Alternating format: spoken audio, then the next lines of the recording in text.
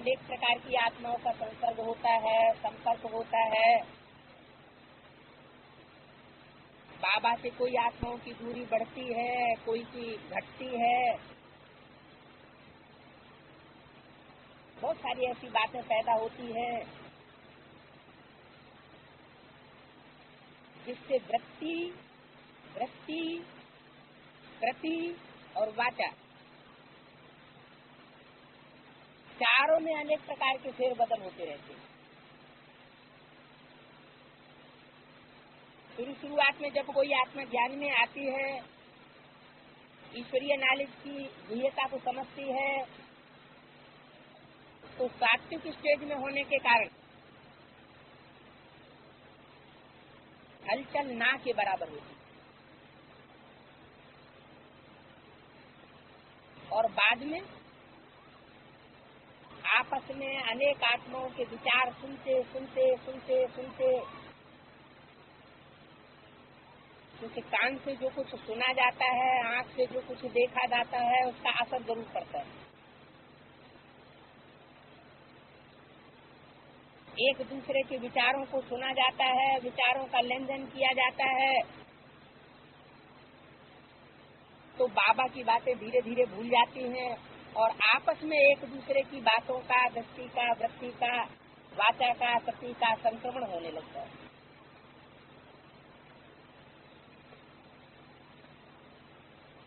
जो समर्पित वर्ग है उसमें भी वही होता है, और जो अपने को समर्पित समझते हैं उनमें भी यह संक्रमण होता है। जो समर्पित भी नहीं है प्रैक्टिकल में और अपने को समर्पित नहीं समझते हैं, उनका तो फिर कहना ही क्या। उनमें तो परिवर्तन होना ही होना है, अवस्था अप एंड डाउन होनी ही है। हालांकि उनके लिए भी बाबा ने बताया है, गो सून कम सून। बाबा के पास जल्दी आओ और जल्दी वापस जाओ। वापस जाना है ईश्वरीय सेवा के लिए। सागर में आकर के बादल भरे और वापस जाकर के बरसे, खाली हो जाए, फिर बाबा के पास आए। लेकिन होता क्या है,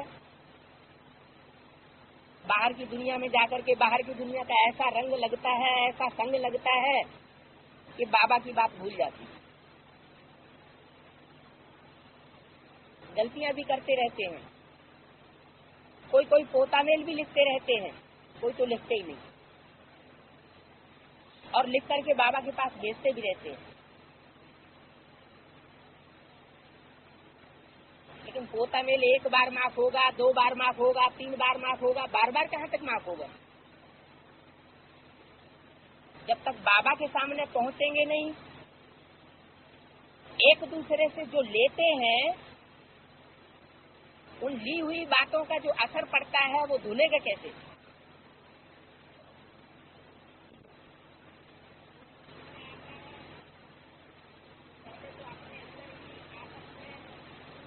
अपने अंदर ही उसको घुमा करके सेट कर लेते हैं, वेरीफाई कराने की जरूरत नहीं समझते, और अंदर ही अंदर फिर घुटते रहते हैं।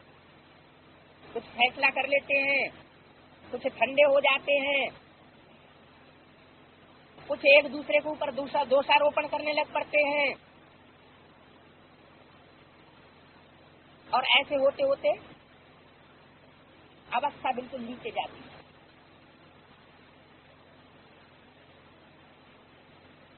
ये तो हुई नॉन सरेंडर्ड वर्ग की बात, अथवा जो अपने को सरेंडर नहीं समझते उनकी बात। जो समर्पित हैं उनमें 2 प्रकार के हैं। एक तो ऐसे हैं कि जिन्होंने पूरी बात को समझा नहीं है और माँ बाप ने उनको अर्पण कर दिया है और मजबूरी में आकर के बैठ गए, तो उनकी बुद्धि वृत्ति तो बाहर की दुनिया में ही जाएगी। भले मधुबन में बाबा के पास रहते हैं या बाबा ने जो स्थान निश्चित किए हैं, मिनी मधुबन बनाए हैं, उन स्थानों पर रहते हैं, लेकिन बात की गहराई को न समझने के कारण उनकी वृत्ति और दृष्टि जो है बाहर की दुनिया में जाती है। उनका भी किनारा नहीं लगता। भले सुबह से लेके शाम तक, शाम से लेके सुबह तक वातावरण उनको अच्छा मिला हुआ है, ज्ञान का वातावरण मिला हुआ है, 3-4 बारी योग का वातावरण मिला हुआ है, लेकिन बुद्धि का जितना संग होगा उतना ही प्राप्ति होगी, वो भी रह जाते हैं। थोड़ी सी आत्मा ऐसी है जो वास्तव में समर्पित भी हैं, अपने को समर्पित समझती भी हैं,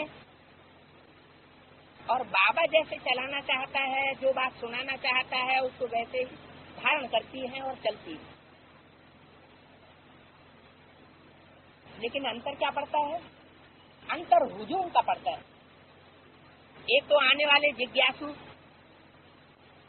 बाहर की दुनिया से आने वाले जिज्ञासु, विकेश से आने वाले जिज्ञासु, और अंदर के ब्राह्मण परिवार के माने एडवांस पार्टी के ही कुछ ऐसे जिज्ञासु जो बहुत अंदर से तहस नहस हुए पड़े, उनकी बातें सुन सुन करके उनके ऊपर असर पड़ता है। बाबा के संपर्क संसर्ग में रहते हुए भी उनमें कोई कोई में ऐसा होता है कि बाबा से पूछने की हिम्मत नहीं पड़ती। ये भी यही कहेंगे कि पूर्व जन्मों का हिसाब किताब है। जो आत्माएं अनेक जन्म बाबा के संपर्क संसर्ग में रही हैं, उनको तो कोई आपत्ति नहीं होगी, बाबा से पूछेंगे, मिलेंगे, जुलेंगे, कोई बहाना बनाने का उनको मौका नहीं मिलता है। लेकिन ये सबके साथ तो जैसा हो नहीं सकता। बहुत सी आत्माएं ऐसी हैं जो दूसरों के प्रभाव में आ जाती हैं, संगी साथियों के प्रभाव में आ जाती हैं और बाबा से उतना संपर्क संसर्ग नहीं रख पाती। तो टोटल मिलाकर के ब्राह्मण परिवार की चौथी अवस्था जब आती है, जो अभी तक पोता मिल आ रहे हैं, जिनसे ये देखा जाता है कि जो पुराने पुराने हैं वो अंदर अंदर में बहुत सी बातों को लेकर के घुटते हैं, लेकिन ऐसा नहीं होना चाहिए। घुटते घुटते ये हालत पैदा हो जाती है कि जो क्लासेस हैं वो भी करना छोड़ देते हैं। जो गीता पाठशालाएं बनाई गई हैं, जिस उमंग उत्साह से जिस समय गीता पाठशालाएं बनी थी, जिस उमंग उत्साह से उस समय जाते थे, शुरुआत में लेन देन करते थे, सेवा करते थे, सर्विस के समाचार सुनाते थे, उन सब बातों में ठंडास आती जाती है। भले संगठन के प्रोग्राम होते हैं तो इकट्ठे हो जाते हैं, वो इकट्ठा होना अपनी प्योरिटी की यूनिटी के आधार पर नहीं है, वो सिर्फ ज्ञान की ऐसी यूनिटी है, ज्ञान की ऐसी पराकाष्ठा है जो इस समय उनको चला रही।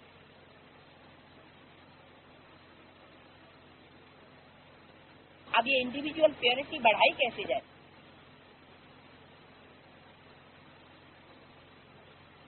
प्योरिटी 4 प्रकार की है। सबसे ऊंची से ऊंची और गहरी से गहरी प्योरिटी है वृत्ति की, वाइब्रेशन की। जो पवित्र आत्माएं होंगी, जितनी जास्ती पवित्र होंगी, उनके वातावरण में आने मात्र से दूसरे जो हैं वो सुख का अनुभव, शांति का अनुभव करेंगे, उनके वाइब्रेशन चेंज होने लगेंगे। बहुत सी बातें पूछे बगैर ही उनकी समाधान हो जाएंगी। जैसे परमधाम से जास्ती पवित्र धाम कोई नहीं होता, ऐसे ही उन आत्माओं के वाइब्रेशन इतने पवित्र होंगे कि उनके जैसे जैसे नजदीक पहुंचेंगे, वो नजदीक आने मात्र से ही उसमें परिवर्तन दिखाई देगा। समीप पहुंचने वालों में ये हुई वृत्ति की पवित्रता। वृत्ति कहते हैं हर एक मनुष्य आत्मा के मन से जो वाइब्रेशन फैलते हैं, वाइब्रेशन का चक्र चारों तरफ फैलता है। वो चक्र है वृत्ति की पवित्रता।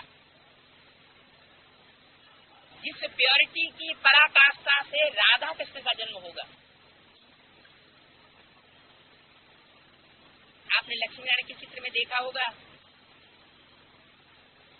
राधा कृष्ण फिर भी एक दूसरे से दृष्टि ले रहे हैं। उनकी पवित्र दृष्टि का संक्रमण एक दूसरे में हो रहा है। माने राधा की दृष्टि कृष्ण में डूब रही है और कृष्ण की दृष्टि राधा में डूब रही है।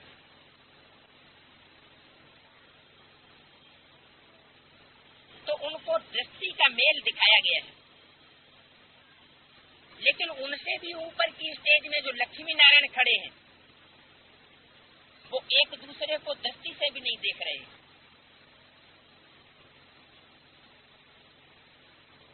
उनमें कौन सी ऐसी शिष्ट है कि दृष्टि से संक्रमण किए बगैर, मिले बगैर राधा कृष्ण जैसे श्रेष्ठ बच्चों को जन्म देते हैं।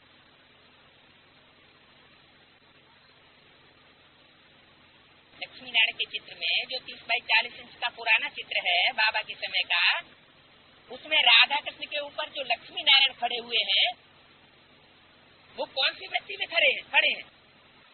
एकदम सामने है उनकी दृष्टि, या एक दूसरे को देख रहे हैं? देखते भी नहीं है। वो वृत्ति मात्र से ही उनका संक्रमण हो रहा है, संसर्ग हो रहा है। कोई कहेगा ये कैसे हो सकता है? मोर का मिसाल तो राधा कृष्ण के लिए लागू हो सकता है कि भाई मोरनी आंसू पीते हैं, आंख से निकला हुआ जल पीने से उनका संसर्ग हो जाता है। लेकिन वृत्ति मात्र से संसर्ग कैसे संभव है? तो एक पपीते का पौधा होता है, उसमें ये शिष्ट है, उसका नर वृक्ष और मादा वृक्ष मीलों दूर से अपने वृत्ति को खींच लेता है। नर की वृत्ति मादा खींचती है, दूर से ही खींचती है, और उसमें फल आने लग पड़ते हैं। तो जड़ पौधों में जब ये वृत्ति होती है और वो इतनी दूर से अपना बीज खींच सकते हैं, तो मनुष्य तो उनसे ज्यादा पावरफुल है या कम पावरफुल है?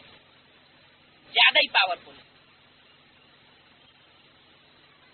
माना 4.5 लाख जो जन्म देने वाले माता पिता हैं,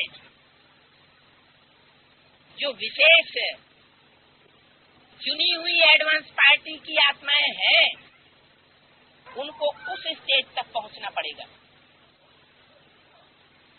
जो लक्ष्मी नारायण के चित्र में लक्ष्मी नारायण की स्थिति दिखाई गई है, उस प्योरिटी से राधा कृष्ण जैसे श्रेष्ठ 16 कला संपूर्ण बच्चों का जन्म होगा।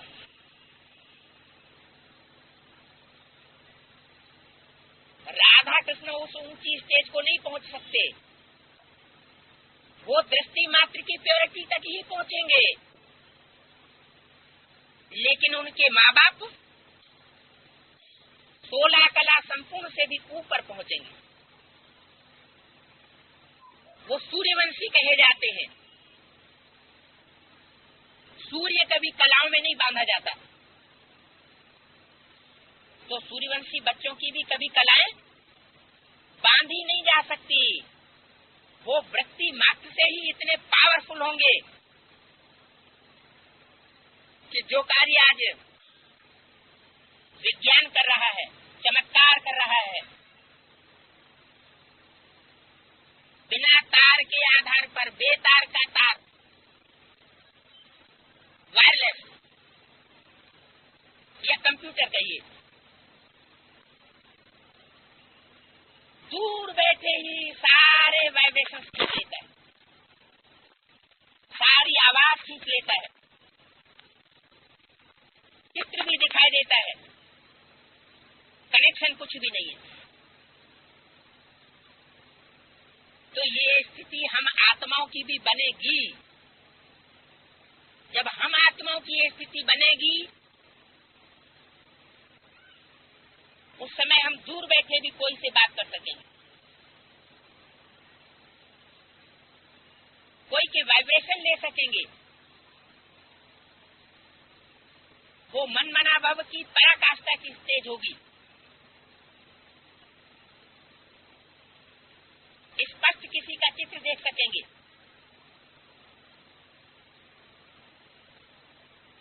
ये कंसंट्रेशन की तीव्रता होगी। इस स्थिति तक हम बच्चों को पहुंचना है। लेकिन अभी स्थिति क्या है?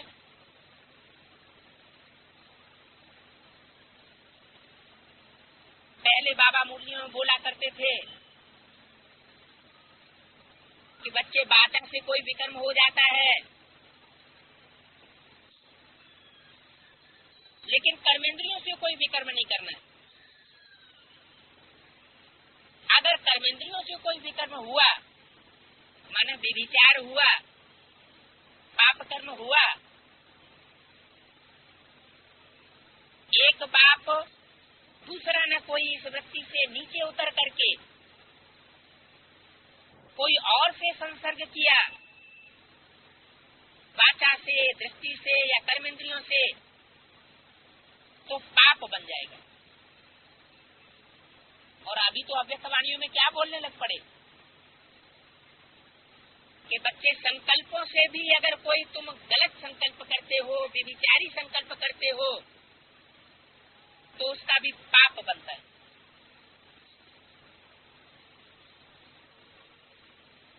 पहले ज्ञान कम था, अभी हम बच्चों के अंदर ज्ञान ज्यादा है।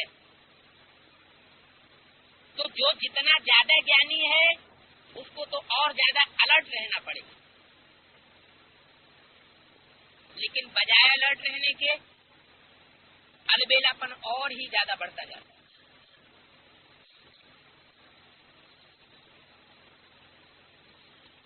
ऊंचे उठने की एक ही इकाई बताई कि बच्चे अपना अमृत बेला सुधार लो।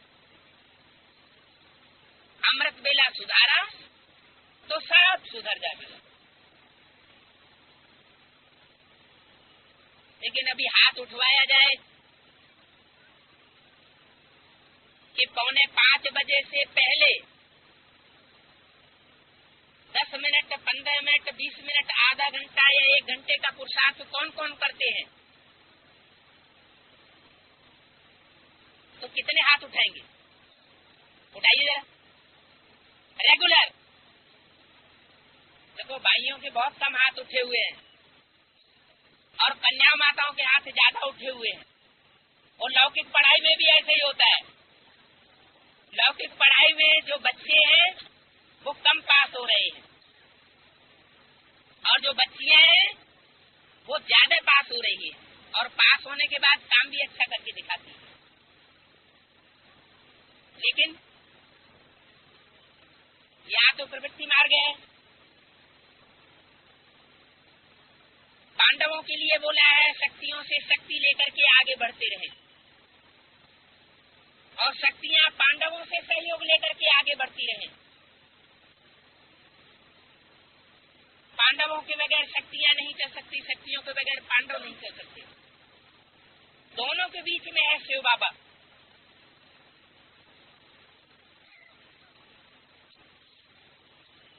अब कारण क्या है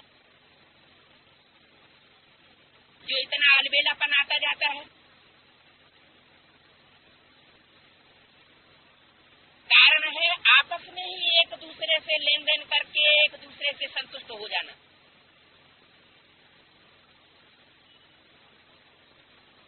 बाबा कहते हैं दिल की बात दिलावर से कहो। आपस में ही एक दूसरे को दिलावर बनाए लेते हैं, आपस में ही एक दूसरे की दिल लेने और देने वाले बन जाते हैं। तो बाबा तो एक तरफ हो गया ना।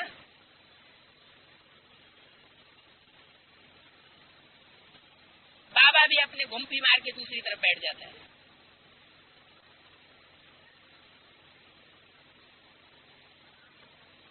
अब करना क्या है? करना ये है कि जब जब अवस्था अपनी नीचे उतरती है तो उसका कारण देखना चाहिए। बाबा ने ये बताया है कि बच्चे याद और सेवा, इन दोनों का बैलेंस जरूर रखना है। याद में भी रहें और सेवा भी करें। या तो याद करने में लग जाते हैं, वो भी बैठने वाली याद, या तो सेवा करने में लग जाते हैं, उस समय बाबा की याद भूल जाती है। क्योंकि बाबा से प्यार ही नहीं है तो याद कैसे होगी? याद कोई दूसरी चीज थोड़ी है, याद माना प्यार, और प्यार भी नकली नहीं कि आधा प्यार बाबा से और आधा प्यार दूसरों से।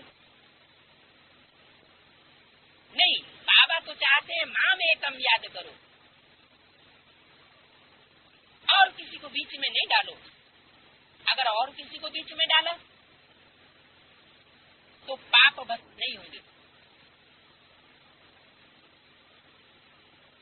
निरंतर याद होनी चाहिए, लगन पूर्वक याद होनी चाहिए, और फिर सहज भी होगी।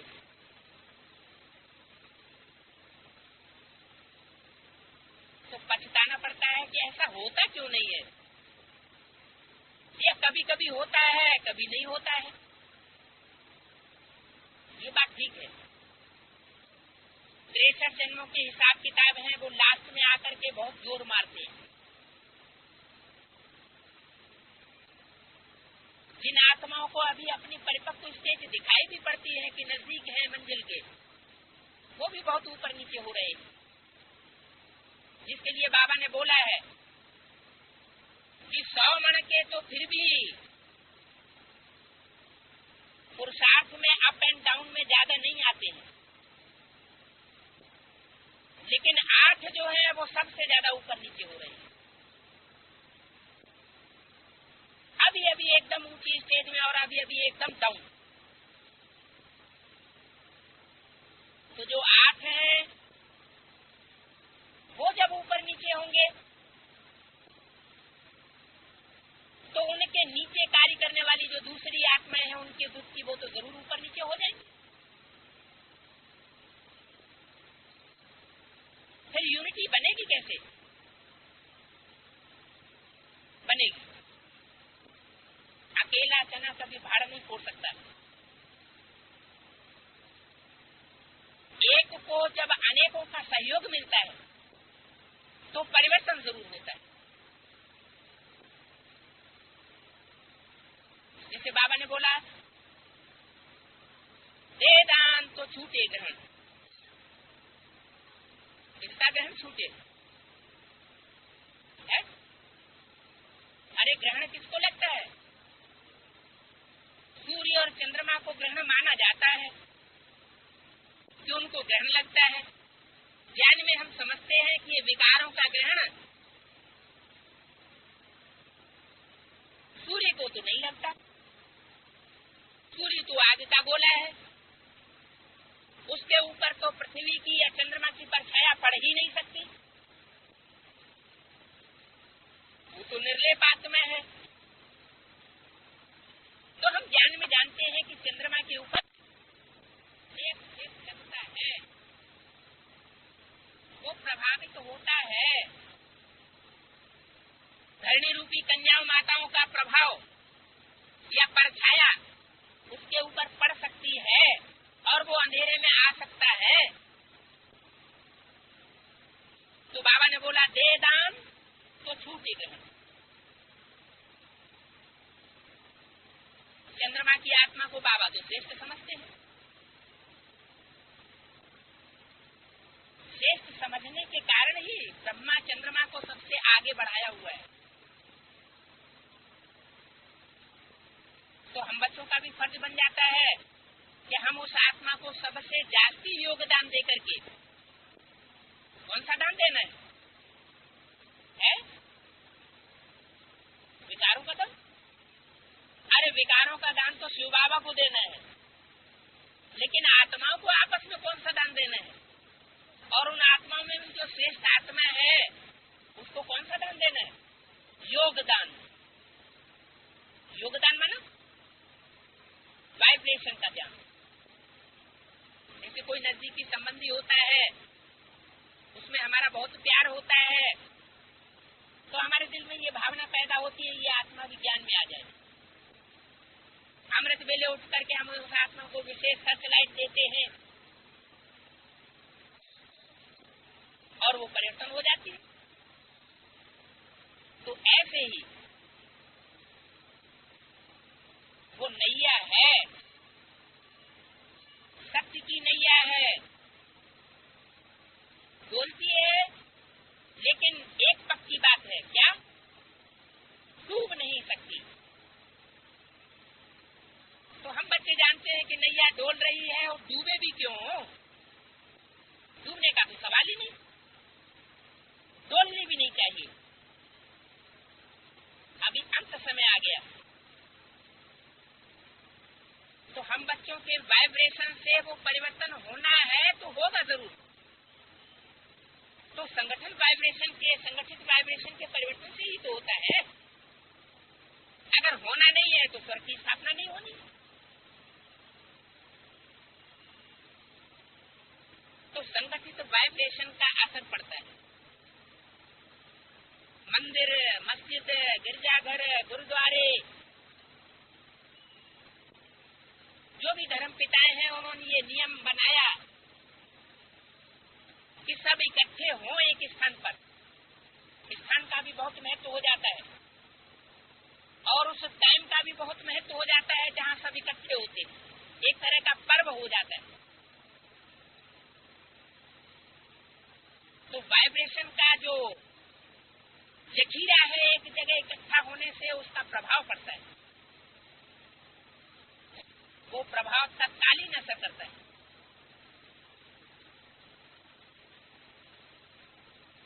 अभी हम ब्राह्मण बच्चों को ये देखना है कि बाबा मनमना भव कितने वर्षों से चिल्ला तो रहा है। इसका अर्थ हम बच्चों ने समझ लिया कि जो बाप का संकल्प, सो बच्चों का संकल्प, यही मनमना भव है। तो बाप इस समय क्या चाहता है? जो बाप चाहता है वो इच्छा हम बच्चे पूरी करें, वही संकल्प चलाएं, वही वाचा चलाएं, वही कर्मणा से हम वो कार्य ऐसा करें जिससे वो कार्य संपन्न।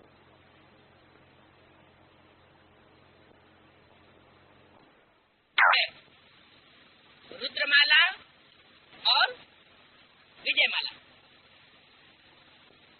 लेकिन विजयमाला बाद की चीज है। पहले तो जो सूर्यवंशियों की रुद्रमाला है उसमें ही दाईं ओर और बाईं ओर दो ग्रुप से, मुख्य रूप से कहें सूर्यवंश और चंद्रवंश। ब्रह्मा है चंद्रवंश का और बाप है सूर्यवंश। ब्रह्मा माँ, ज्ञान चंद्रमा है और ज्ञान सूर्य बाप, प्रजापिता ज्ञान सूर्य है। इन दोनों का अगर वृत्ति में, दृष्टि में, वाचा में, कर्म इंद्रियों से एका नहीं होता तो ब्राह्मणों में कभी नहीं एका हो सकता। पहले एक इकाई सुधरेगी, तब नंबर बार दूसरी इकाइयों को सुधरने का। तो संगठन की पावर बहुत कुछ कर सकती है। वृत्ति के आधार पर दूर बैठे भी हम बड़ी बड़ी भारी सेवा कर सकते हैं।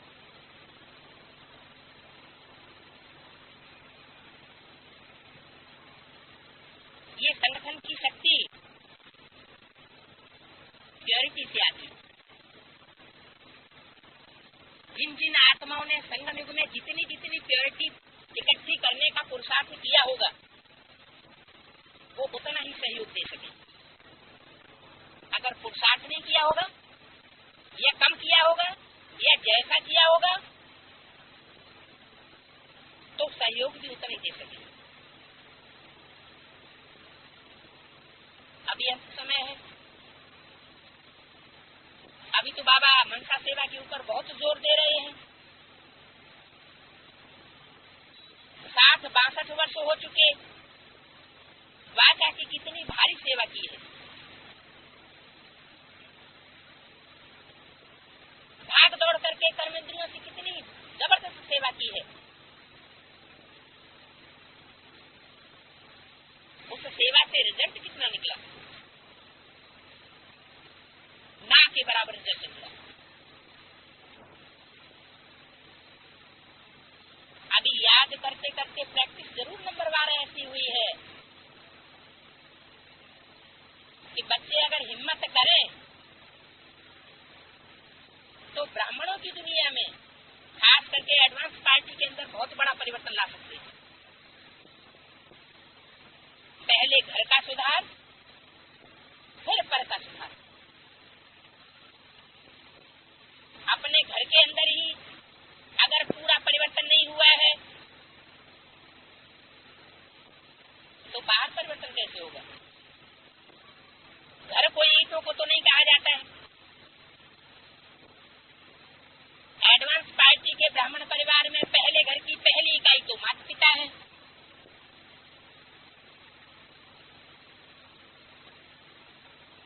और माता पिता के वाइब्रेशन मिलकर के जब तक एक नहीं होंगे तब तक बच्चों में परिवर्तन नहीं आ सकता। और बच्चों के हाथ में है,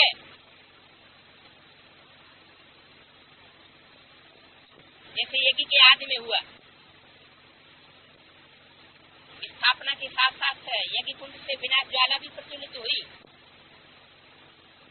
निमित्त कौन बने?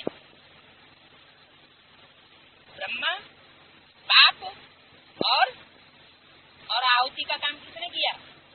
ब्राह्मण बच्चों ने।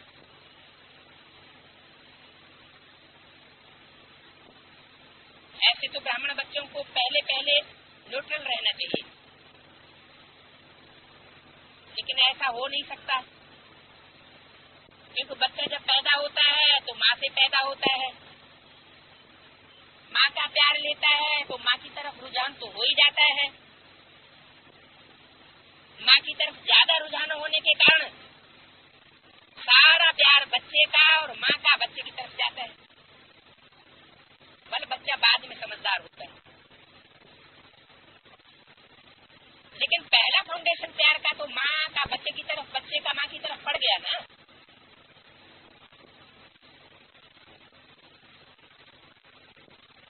ये तो ज्ञान है,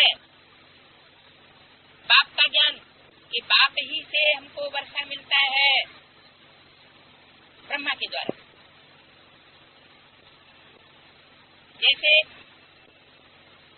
ये माइक रखा हुआ है, माइक के द्वारा आवाज मिलती है, लेकिन बोलने वाला होगा तभी तो फैलेगी। तो ऐसे ही बाप है वर्षा देने वाला, लेकिन ब्रह्मा बीच में मीडिया निमित्त बना हुआ है। अगर माइक में ही मशीनरी खराब है, खिर खिर की आवाज होगी तो आवाज चारों तरफ ठीक से पहुंचेगी नहीं। ऐसे ही माता मीडिया है। जैसे लौकिक दुनिया में घर परिवार को संभालने में, स्वर्ग बनाने में या नर्क बनाने में माँ का सबसे बड़ा योगदान होता है। माँ इतना बड़ा योगदान देती है, इतना बड़ा सहयोग करती है कि वो अपने को क्या लेना है वो भी भूल जाती है। भारतीय परंपरा में तो अभी तक ऐसा रहा। छोटी बच्ची है तो माँ बाप के प्रति समर्पित है, शादी हो जाती है तो पति के प्रति समर्पित है, पति शरीर छोड़ देता है तो माँ बच्चों के अधीन हो जाती है, बच्चों के प्रति समर्पित हो जाती है। भारतीय परंपरा में माता को वर्षा नहीं मिलता रहा। माता सब कुछ बच्चों के लिए अर्पण करती रही।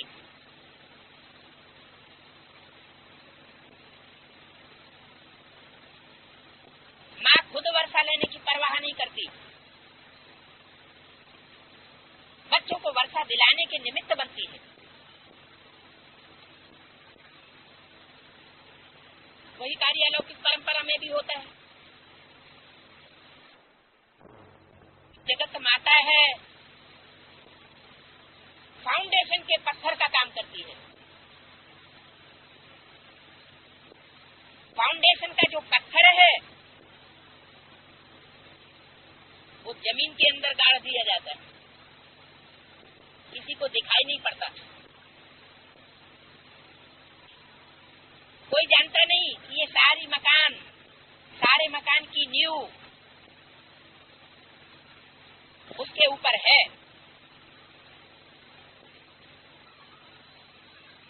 ऊपर के कंगूरे सबको दिखाई पड़ते, कंगूरों की शोभा सबको दिखाई पड़ती है, लेकिन फाउंडेशन के बारे में महिमा बाप आकर के करती है। कोई भी मुरली को उठा लिया जाए, गीता माता की जितनी महिमा मुरली में की होगी, भारत माताओं की जितनी महिमा मुरली में की होगी, या माताओं की जितनी महिमा बाप करते हैं, कहते हैं कि बाप माताओं के लिए आए।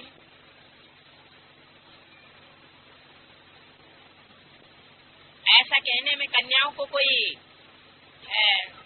फीलिंग आने की बात नहीं है। बाबा तो कहते हैं कि मैं कन्याओं को भी माता बना देता हूँ, क्योंकि सभी जगत माताएं। प्योरिटी का माता सबसे ज्यादा आगे रखता है। भारत की माताएं जो स्वर्ग का दरवाजा खोलने वाली है, ज्ञान में आने के बाद उनकी दृष्टि की प्योरिटी, वृत्ति की प्योरिटी, वाचा की प्योरिटी और कर्मेंद्रियों की प्योरिटी, ये सबसे बड़ा काम करती है। पवित्रता के आधार पर ही परिवर्तन होता है। 3 मूर्तियां हैं, ब्रह्मा की मूर्ति, शंकर की मूर्ति, लेकिन परिवर्तन शक्ति किसके, कौन सी मूर्ति में रुझी हुई है? विष्णु की मूर्ति में। ब्रह्मा के द्वारा कितने वर्ष काम हुआ यज्ञ में, शंकर के द्वारा भी कितना वर्ष कार्य होता है, लेकिन परिवर्तन अंत समय में जाकर के तब ही होता है जब पवित्रता की प्रतिमूर्ति विष्णु, वैष्णो देवी वो प्रत्यक्ष होती है। बाबा तो कहते हैं हर आत्मा ब्रह्मा विष्णु शंकर तीनों का पाठ अदा करने वाली है।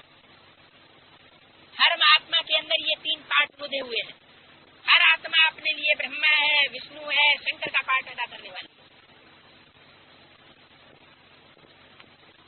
तो हम बच्चों को अपनी वैष्णवी वृत्ति को अब जगाने का टाइम आ गया।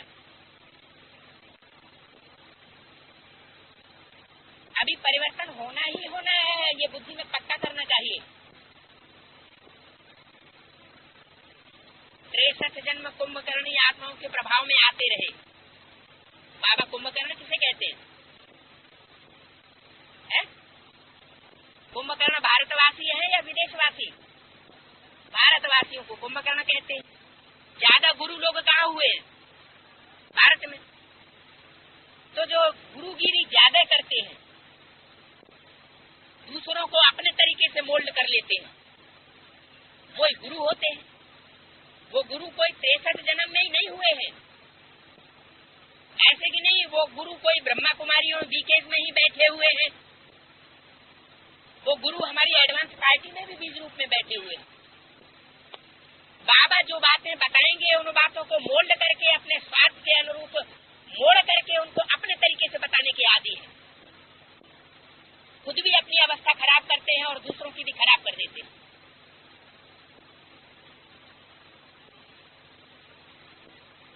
खुद भी सत्यानाश करते हैं अपना और दूसरों की भी सत्यानाश कर देते हैं। जैसे बाबा कहते हैं कि गुरु लोग भोजन कैसे खाते हैं? भोजन जब खाते हैं तो सारी थाली जो है साफ करके धो करके पी जाते हैं। क्या वो हद के भोजन की बात नहीं है, हद के भोग लगाने की बात नहीं करते हैं बाबा। वो सन्यासियों का बेहद का प्योरिटी का भोजन है। जो भी आत्मा उनके हाथ में आती है सारी साफ करके रख देते हैं। वाचा से भी सारी साफ कर लेते हैं, सारा पोता मिल ले लेंगे। बाबा कहते हैं एक से सुनो और एक को सुनाओ। लेकिन हम बच्चे क्या करते हैं? अनेकों से सुनते हैं और अनेकों को सुनाते हैं। बाबा कहते हैं एक से सुनना यह है बेविचारी ज्ञान और अनेकों से सुनना यह है बेविचारी ज्ञान।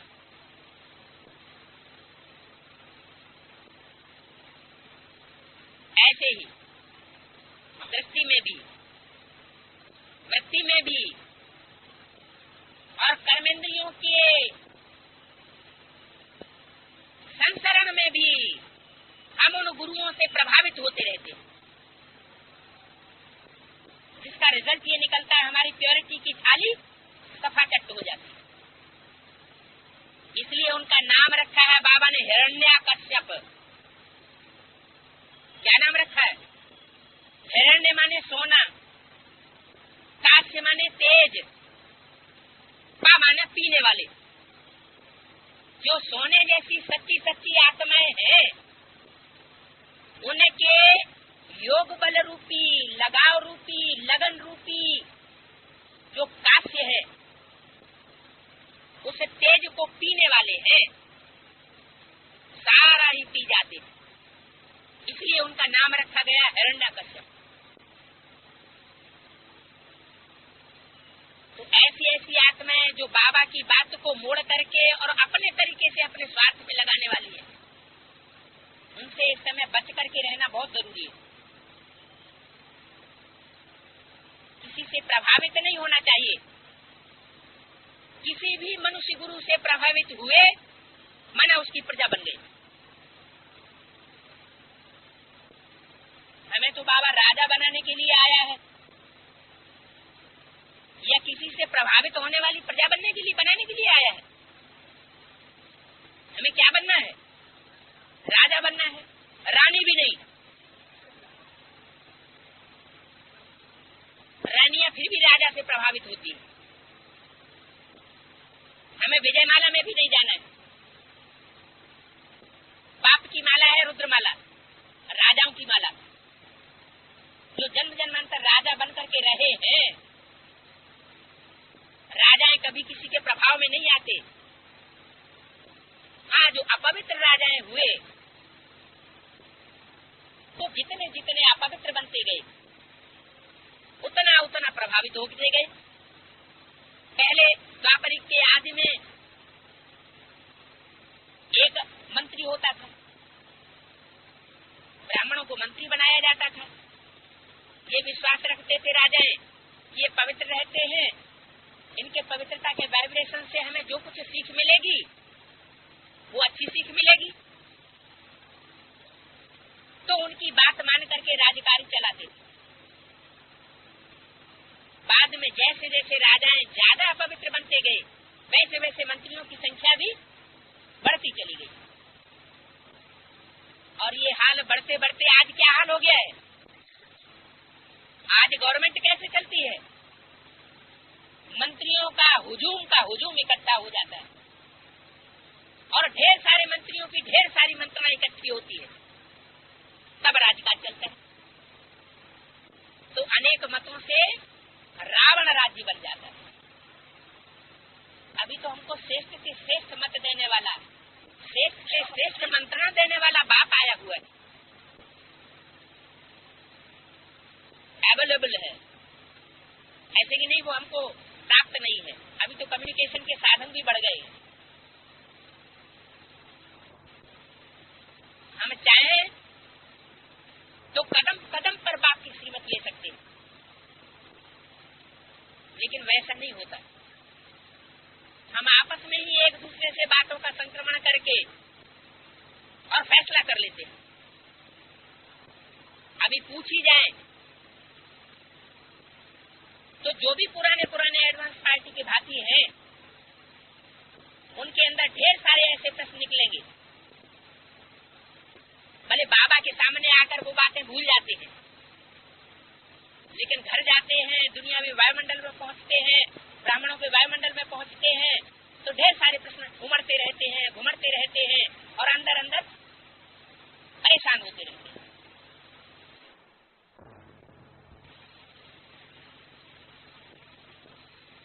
परेशान परे की शान में, पर की शान में पहुंचते रहते हैं। दूसरों की वाचा, दूसरों की दृष्टि, वृत्ति और कर्मेंद्रियों के कृत्य से प्रभावित होते रहते हैं। प्रभावित माना प्रजा। क्या फायदा हुआ बाप के आने का? बाप आया भी और बाप की जो श्रेष्ठ से श्रेष्ठ चीज है, श्रीमत, श्रेष्ठ से श्रेष्ठ मत है, उसको हम नहीं धारण कर सके जीवन में, तो पुरुषोत्तम संगम युग का फायदा क्या हुआ? कितने ऐसे हैं जो ये अनुभव करते हैं कि ये मौजों का जीवन है। सत्युग से भी ज्यादा श्रेष्ठ जीवन हमारा अब चल रहा है। सत्युग तो बाद में होगा, वो तो 16 कला संपूर्ण जीवन होगा, लेकिन संगम युग है 16 कला से भी ऊपर का जीवन, मौजों का युग है, मौज मनाने का युग है, अति प्रसन्नता का युग है। इससे ज्यादा शांति और किसी युग में हम शरीर के साथ अनुभव नहीं कर सकेंगे। चाहे तो अभी अनुभव कर सकते हैं। वो दुखों से मुक्ति का वर्षा अभी लेने का टाइम है। जीवन में रहते आनंदमय स्थिति का अनुभव करने का टाइम अभी है। अभी नहीं किया तो कभी नहीं किया। खुद ऐसे श्रेष्ठ वायुमंडल में रहेंगे, श्रेष्ठ वृत्ति में रहेंगे, श्रेष्ठ वाइब्रेशन में रहेंगे, तो दूसरी आत्माओं को भी दान दे सकेंगे। अरे 108 की माला का जो संगठन है, उसमें सब नंबरवार है। एक मन का सर्वोपरि है, सर्वशक्तिशाली है, तो एक मन का सबसे जास्ती कमजोर भी है। लेकिन उस मणके में कोई विशेष ऐसी शिफ्ट भी है कि वो फूल के सबसे नजदीक है।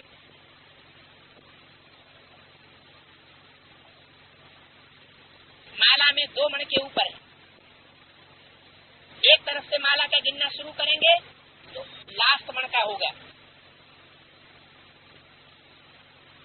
लास्ट मणका होते हुए भी वो प्रभु की नजर में, सुप्रीम सोल की नजर में बहुत श्रेष्ठ मणका है। जरूर कोई ऐसी शिफ्ट रही होगी जिसके आधार पर बाप ने उसको अपने नजदीक रखा है।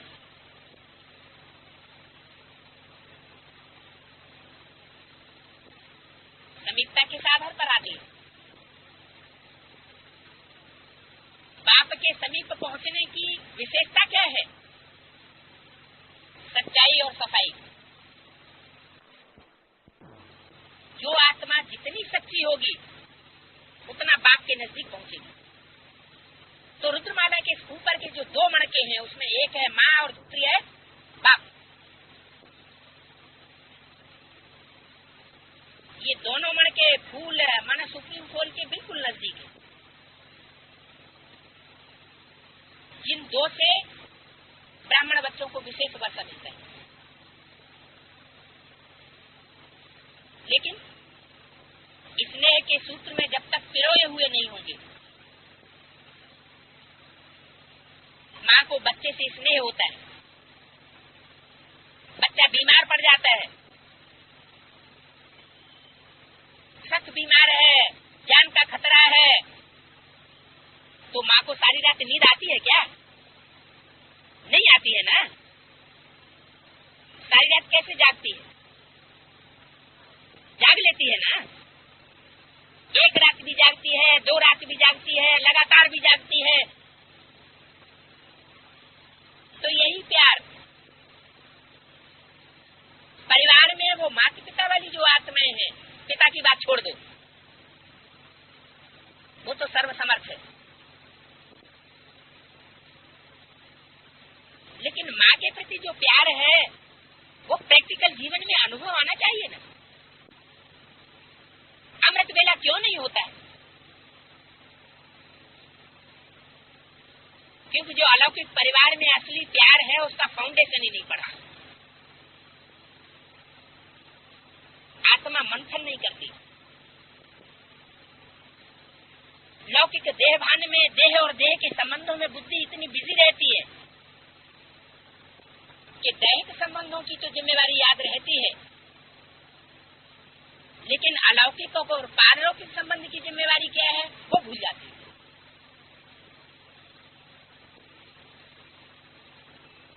पहली मुख्य बात है कि जो भी गीता पाठशालाएं हैं,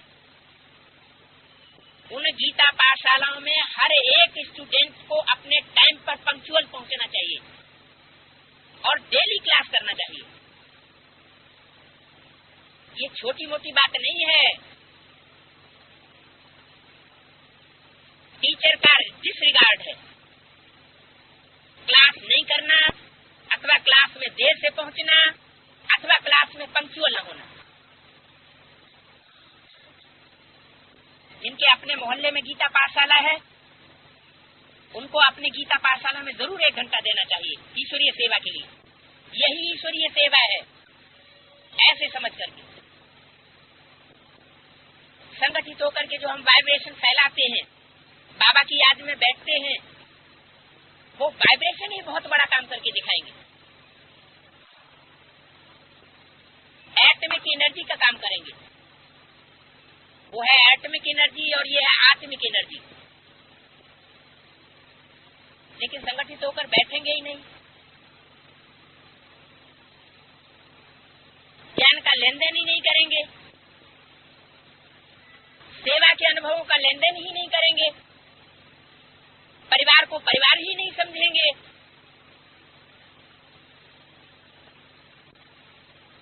तो कैसे चलेगा?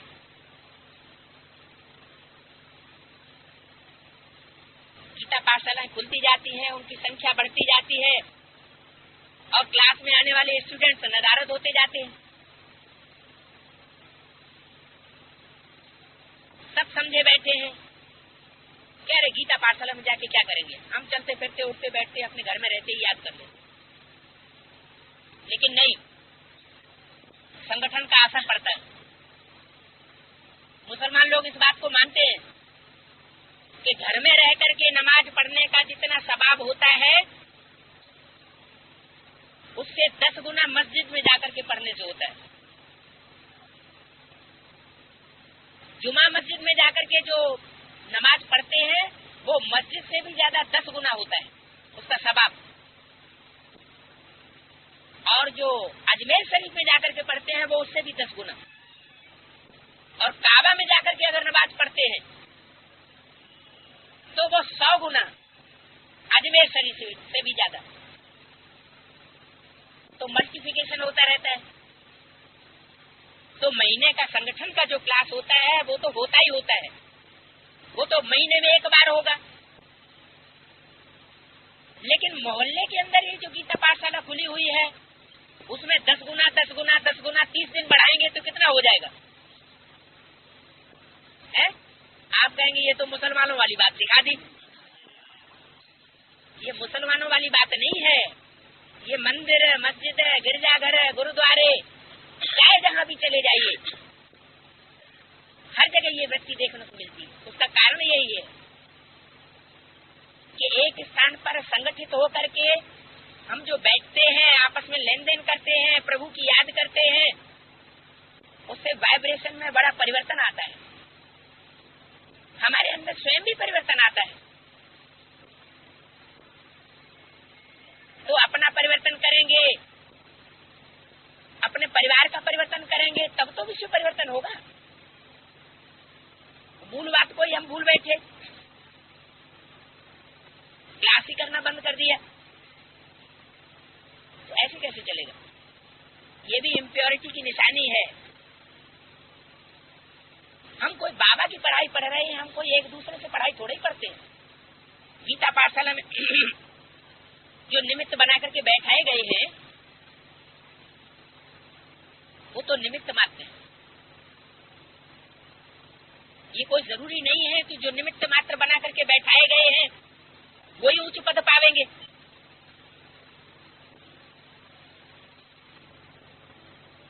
अगर क्लास में आने वाले सभी स्टूडेंट संतुष्ट नहीं हैं और क्लास में आने वाले स्टूडेंट्स में से कोई ऐसे हैं जो सबको संतुष्ट करते हैं, खुद भी संतुष्ट, सर्व आत्माएं भी उनसे संतुष्ट, माता पिता भी उनसे संतुष्ट, तो वो ऊंच पद पा जाएंगे। टीचर की जगह रह जाएंगे। बाबा तो कहते हैं ब्रह्मा कुमारी कोई प्रजा कुमारी बनेगी, कोई राजा कुमारी बनेगी। कोई जरूरी थोड़ा ही है। निमित्त सिर्फ निमित्त मात्र बना करके बैठाया गया है। और अभी तो बेसिक नॉलेज के मुकाबले एडवांस में तो बहुत ज्यादा अंतर है। वहाँ तो गीता पाठशाला खुलने नहीं देते, हमारी आमदनी कम हो जाएगी। यहाँ तो जो भी युगल हैं उन सभी युगलों को परमिशन दी जाती है, अच्छा तुम अपने घर में अपनी गली में गीता पाठशाला खोल करके बैठो। जो ज्यादा होशियार युगल होगा, मेहनती होगा, दूसरों को मान रिगार्ड देकर के चलाने वाला होगा, कि गीता पाठशाला अच्छी चलेगी। ठीक से चलाने वाला नहीं होगा तो उसके पास कोई नहीं जाएगा। प्योरिटी की पावर ही खींच लेती है।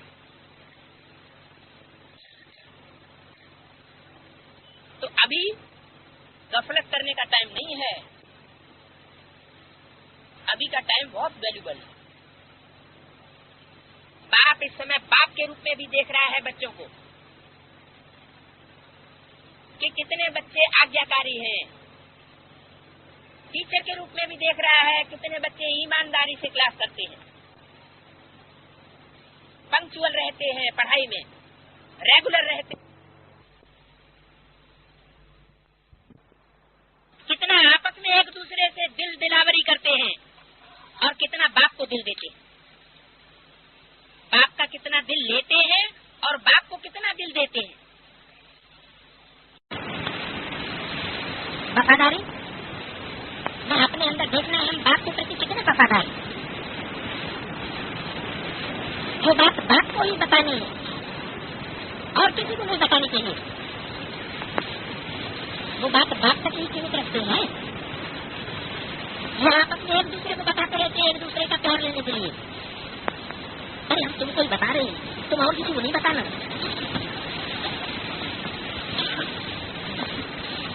तो ये हो गई बेवफाई। अच्छा, ओम